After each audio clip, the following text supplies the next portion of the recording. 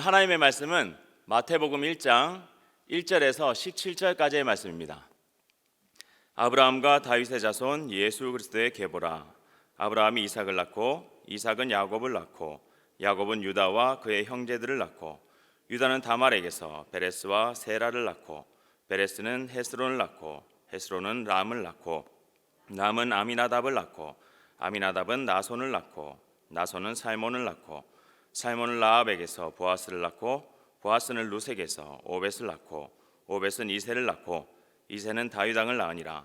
다윗은 우리아의 아내에게서 솔로몬을 낳고 솔로몬은 르호보암을 낳고 르호보암은 아비야를 낳고 아비야는 아사를 낳고 아사는 여호사밧을 낳고 여호사밧은 요람을 낳고 요람은 우시야를 낳고 우시야는 요담을 낳고 요담은 아하스를 낳고 아하스는 히스기야를 낳고 히스기야는 므낫세를 낳고 므낫세는 아몬을 낳고 아몬은 요시야를 낳고 바벨론으로 사로잡혀 갈 때에 요시야는 여고냐와 그의 형제들을 낳으니라.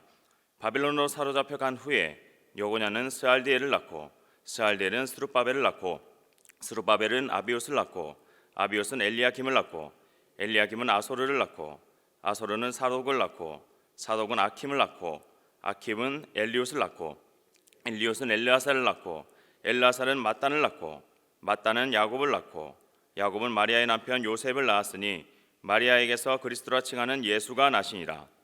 그런즉 모든 대수가 아브라함부터 다윗까지 14대요 다윗부터 바벨론으로 사로잡혀 갈 때까지가 14대요 바벨론으로 사로잡혀 간 후부터 그리스도까지 14대더라.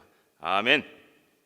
마태복음 1장 1절에서 17절 말씀을 가지고 복음은 길고 넓다, 복음은 길고 넓다라는 제목으로 함께 은혜 나누겠습니다. 복음은 좋은 소식입니다. 신약성경 처음 4권이 4복음서입니다. 그 중에 마가복음이 가장 먼저 쓰여졌습니다. 즉 신약성경을 만약 한 권의 책이라 생각하면 성령께서 이렇게 시작하신 것입니다. 마가복음 1장 1절 하나님의 아들 예수 그리스도의 복음의 시작이라. 아멘. 복음, 좋은 소식, 즉 예수 그리스도, 하나님의 아들 예수 그리스도의 소식이고 그분입니다. 이 한 분을 향한 마태, 마가, 누가, 요한 4명의 증인이 성령의 영감으로 그리고 숨결로 온 인류에 그리고 나에게 좋은 소식을 전하고 있습니다. 아멘. 자, 이 말만 들어도 참 가슴이 벅차고 좋습니다. 요즘에 웃는 일, 좋은 일이 별로 없다 이렇게 말하는 사람들이 있습니다. 그렇지 않습니다. 복음이 있습니다. 복음, 즉 좋은 소식이 나를 향해 찾아왔습니다. 이 사실 하나만 가지고도 우리가 평생 충분하다 믿습니다. 우리가 복음을 너무 많이 들어서 우리 귀가 오히려 굳어졌고 마음이 딱딱해진지 모르겠습니다. 다시 복음으로 돌아가서 내가 그리고 새로워지기를 원합니다. 자, 오늘부터 마태복음을 시작합니다. 이 신약 성경은 400년 동안에 하나님의 침묵을 깨신 말씀입니다. 그 말씀이 육신이 되어 우리 가운데 함께 거하신 분, 이분이 바로 예수 그리스도, 즉 복음이십니다. 그 복음이 시작되고 있습니다. 매일 새벽 이제부터 시작하는 이 마태복음이 나의 신앙에 그리고 우리 가정과 교회에 새로운 챕터를 열 수 있기를 소원합니다. 복음이 더더 흐르는 그리고 꺼지지 않는 불꽃처럼 생명으로 에너지로 타오르기를 주의 이름으로 축원합니다. 자, 1장 1절 이렇게 시작합니다. 아브라함과 다윗의 자손 예수 그리스도의 계보라. 자, 마태복음은 마태가 유대인을 대상으로 썼습니다. 유대인들은요, 구약 성경에서 약속하신 메시아, 그들의 왕을 기다렸습니다. 그래서 다윗의 자손, 즉 왕의 계보를 따라서 오신 예수님을 메시아로 그리고 왕으로 지금 증거하고 있습니다. 그런데 헬라어 원문을 보면, 그리고 또 영어 성경도 마찬가지입니다. 다윗과 아브라함의 자손 이렇게 순서가 바뀌어 있습니다. 즉 다윗이 먼저인 것이죠. 오늘 보면 바뀌지만 20절에도 다윗의 자손 요셉 이렇게 부르고 있습니다. 즉 마태는요, 일관성 있게 의도를 가지고 예수님을 다윗 왕과 연결 짓습니다. 예수가 그 메시아고 왕이시다 이 뜻입니다. 자, 마태는 세리였습니다. 세리는 숫자에 아주 정확한 사람이죠. 그래서 그런지 오늘 계보가 14 세 번 나눠져 있습니다. 사실 아브라함으로부터 예수님 사이에는 더 많은 조상들이 있었습니다. 그래서 우리가 누가복음을 대조해봐도 다른 조상들의 이름들이 나오고 있지요. 자, 마태는 당시 유대인들의 족보를 쓸 때 가장 중요한 조상들을 이어서 끊어서 적는 그 습관을 따르고 있습니다. 자, 그렇다면 14라고 하는 숫자는 무엇인가? 아마 그 숫자 자체가 의미하는 것은 없다라고 저는 생각합니다. 하지만 이것에서 한 가지 해석하는 것을 보았는데 이런 것입니다. 다윗의 히브리어 이름이 자음이 3개가 들어갑니다. 그 자음의 순번을 보니까 4번째 자음, 그리고 6번째 자음, 다시 4번째 자음입니다. 이것을 더한 숫자가 14이죠. 어쩌면 마태는 그러한 계산으로 자기의 세리적인 그런 특성을 발휘해서 이 족보 안에도 다윗이란 이름을 새겨서 3번 나눠 쓴 것이 아닌가 이렇게 또 보게 되는 것이죠. 자, 분명한 것은 마태는 예수님의 계보를 다윗과 그리고 바벨론, 자, 이 두 개를 분기점 삼아서 구분하고 있습니다. 다윗의 자손이신 예수 그리스도께서 아주 정확하게 그리고 완전하게 우리에게 오셨다. 지금 그 말을 하고 있는 것입니다. 자, 그렇다면 오늘 본문은 결국 예수님이 나셨다. 이 사실 하나로 끝입니까? 그렇지 않습니다. 오늘 이 족보 안에 복음이 있습니다. 이 복음이 깁니다. 그리고 이 복음이 넓습니다. 자, 이 2가지 오늘 짧게 살펴봅니다. 첫 번째, 복음은 길다. 복음은 길다. 아멘. 자, 언약의 성취입니다. 다시 1절에 보시면 아브라함과 다윗의 자손 예수 그리스도의 계보라 이렇게 나옵니다. 2 사람이 있지요. 바로 아브라함과 다윗입니다. 즉 예수님의 탄생은 하나님께서 창세기 12장에서 아브라함과 맺으신 그 언약의 성취이다. 그리고 하나님께서 사무엘하 7장에서 다윗과 맺으신 그 언약의 성취이다. 이 뜻입니다.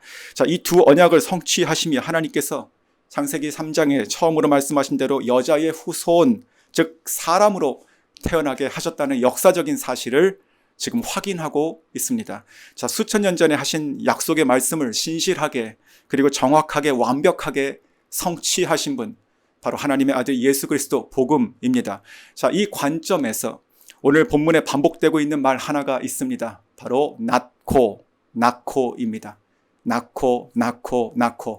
자, 계보를 쓰며 당연한 것이지요. 그런데 이렇게 한번 생각해 보십시오. 낳고는 곧 죽고입니다. 즉 아브라함이 죽어 그 다음이 이삭이며 이삭이 죽어 그 다음이 야곱이며 이런 식으로 만약에 썼다 하더라도 그 내용이 바뀌지 않습니다. 그런데 성경은 낳고로 쓰고 있습니다. 사랑하는 성도 여러분, 여기서 우리는 신앙생활이 무엇인지 굉장히 중요한 것을 깨닫게 됩니다. 낳고를 바라보고 살아가는 것인가? 아니면 죽고를 품고 살아가는 것인가? 자, 우리가 예수님을 믿어 구원을 받았지만 살아가는 매 순간 우리 마음속에 죽고 이 마음으로 살아간다면 얼마나 매 순간이 참으로 힘들고 버겁겠습니까? 그러한 평생은 불행할 것입니다. 신앙생활은 기다림의 연속이라고도 우리가 얘기합니다. 그런데 그 기다리는 시간 전체를 다 이 죽고로 채우고 살아간다면 얼마나 힘들고 오늘 하루도 버티는 것이 목적이 되지 않겠습니까? 하지만 오늘 예수님의 계보는 낳고로 채워져 있습니다. 우리도 낳고로 우리의 삶을 채우고 살아가야 되는 것입니다. 하나님을 믿는 그 기대 그리고 확신으로 장래의 소망으로 그리고 성취하심을 믿음으로 우리가 매일 기쁘게 살아가는 것이 바로 신앙생활입니다. 복음은 낳습니다. 복음은 생명을 낳습니다. 이 복음을 오늘도 내일도 그리고 끊임없이 내 안에 가정에 교회에 흐르게 하십시오. 더 채우십시오. 반드시 우리 인생에 형격한 변화가 찾아옵니다. 아멘. 복음은 낳고 입에 달고 사시면 좋겠습니다. 자, 다시 본문으로 돌아가 보겠습니다. 이 복음이 어디까지 갔는가? 이 길게 나아서 어디까지 갔는가 봅니다. 아브라함부터 예수님까지 수천 년이 흘렀습니다. 참으로 길죠? 근데 시간뿐 아니라 공간도 깁니다. 자, 오늘 11절 보시면 바벨론 나오죠? 그리로 사로잡혀간 후 복음이 멈췄을까? 끊어졌을까? 이렇게 생각해 볼 수 있지만 그렇지 않습니다. 바벨론에 간 그 이유도 하나님께서는 계속 낳고 즉 복음을 흘리셨습니다. 자, 복음은 바벨론에도 따라갔습니다. 언약의 땅, 딱 이스라엘 거기에 고여 있지 않았습니다. 소멸되지 않았습니다. 사람의 능력과 소망은 산산조각 났던 그때입니다. 하지만 하나님의 복음은 끝까지 따라가서 낳기를 멈추지 않았습니다. 자, 바벨론 70년 뿐이겠습니까? 애굽의 노예 생활 한번 생각해 보십시오. 400년입니다. 자, 2절을 보시면 야곱은 유다와 그의 형제들을 낳고 이렇게 되어 있습니다. 그 형제들 가운데 요셉이 있지요. 그가 팔려갔고 이후에 총리가 되어서 온 가족을 애굽으로 이주하게 됩니다. 이것이 창세기 이야기의 끝입니다. 그리고 400년을 그곳에서 살게 됩니다. 출애굽기는요, 요셉을 알지 못하는 바로의 때로 시작합니다. 즉 요셉은 이미 죽었습니다. 그렇게 아무도 기억하지 못하는 존재가 되었을 때입니다. 여기서 질문입니다. 그러면 요셉을 잊은 것은 바로 왕뿐이었을까요? 아니면 이스라엘 백성도 요셉을 잊었을까요? 자, 비록 400년 동안 노예로 살았지만 그들은 강한 정신력으로 또 신앙교육으로 언약을 굳건히 붙들고 있었을까라고 하는 질문인데 저는 아니라고 확신합니다. 자, 출애굽기를 보면 광야의 이스라엘 백성들을 보면 정확히 알 수가 있습니다. 그들은 하나님 백성의 자부심은커녕 광야에서 걸으며 마늘과 부추가 없구나 하고 애굽으로 돌아가서 차라리 노예로 살겠다, 그렇게 얘기하고 있습니다. 자, 사랑하는 성도 여러분, 꼭 기억해야 됩니다. 이러한 400년 동안에도 그들이 노예를 살고 하나님을 잊었던 그 순간에도 오늘 족보를 보면 알 수 있지만 하나님께서는 복음을 낳으셨습니다. 아멘. 이 복음은 한 번도 멈춘 적이 없고 계속 흘러갑니다. 하나님 언약의 성취 예수 그리스도까지 흘러갑니다. 그들은 잊었어도, 사람은 잊어도 하나님의 복음은 신실하게 흐릅니다. 자, 우리의 삶도 신앙생활도 똑같습니다. 하나님 말씀을 붙들고 살아가야 되는데 언제 이루어 주실까? 크리스찬으로 세상을 부딪히고 차이며 읽는 것이 참으로 많은데 힘겹구나.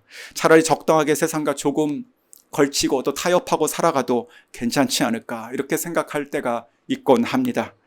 어쩌면 때때로 우리 신앙의 수준이 이와 같이 떨어지기도 한 것이 나의 모습입니다. 그런데 꼭 기억하십시오. 하나님의 복음은 멈추지 않고 흘렀고 또 흐르고 있고 앞으로도 흐릅니다. 이스라엘 백성에게 그랬고, 그리고 우리에게 그랬고, 지금 나에게 그렇고, 우리 가정과 우리 교회와 그리고 우리 자녀들의 그들의 인생 가운데 그렇게 하실 줄 믿습니다. 예수 그리스도의 이 긴 복음이 오늘도 우리 가운데 철철 흐르길 원합니다. 그 흐르는 복음 가운데 맡기고 살아가시는 오늘 하루가 될 수 있기를 주님의 이름으로 축원합니다. 자, 두 번째, 복음은 넓다입니다. 바로 죄인의 합류입니다. 예수님의 계보를 보면 마리아를 제외하고 4명의 여인이 있습니다. 누구길래 이 영광스러운 계보에 이름을 올렸을까, 이렇게 생각이 듭니다. 그런데 각각 그 이름을 보면 이 궁금증은, 이 기대는 오히려 당혹스럽고 또 찜찜하게 됩니다. 3절에 유다는 다말이지요. 그리고 5절에 살몬은 라합이 있습니다. 또한 보아스는 룻에게서 룻 나오고, 또 6절 다윗은 우리아의 아내에게서, 즉 밧세바입니다. 이상의 4명의 여인을 보면 우리는 이게 뭔가 그렇게 생각하게 됩니다. 다말은 시아버지를 속여서 동침하여 아들을 낳았습니다. 라합은 기생이었습니다. 룻은 과부요 이방인이었습니다. 그리고 밧세바는 다윗과 함께 간음한 자였습니다. 자, 여러분이 만약에 마태복음을 처음 받아서 읽는 그 당시 유대인이라고 한번 가정해 보십시오. 마태복음 읽자마자 3절, 5절, 6절에서 이 여인들의 이름을 보면서 턱 걸리지 않겠습니까? 이 여인들에게서 난 자손이 메시아고 왕이라면 할렐루야 하시겠습니까? 자, 또 지금의 우리의 입장으로 한번 생각해 보면 비슷합니다. 굳이 이 여인들의 이름을 이 거룩한 예수님 족보에 넣어서 꼭 성경에 기록했어야 됐는가? 예수님의 출생을 설명하는데 이것이 득인가 아니면 해인가 생각해 보면 그렇게 득될 것이 없어 보입니다. 이 이름들을 뺐다면 오히려 저희가 전도하는데 더 매끄럽고 좋았을 것이다. 예수님의 계보가 더 빛나게 보였을 것이다. 이런 생각마저 듭니다. 다 이런 것들은 복음과 성경을 모르기 때문에 우리가 선택적으로 하는 것이죠. 즉 오히려 이 여인들이 이곳에 있기 때문에 이것이 바로 복음입니다. 결론적으로 이 여인들이 이 계보에 들어가 있기 때문에 사랑하는 성도 여러분, 저와 여러분이 그리고 우리의 자녀들이 다 구원받을 자격을 얻게 된 것입니다.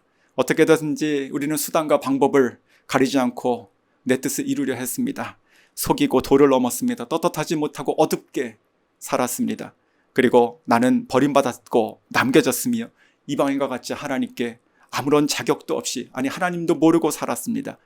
믿음 후에도 우리는 때때로 우리 마음 가운데 일어나는 그 육신의 정욕에 빠져서 오늘도 죄를 또 짓고 있는지 모르겠습니다.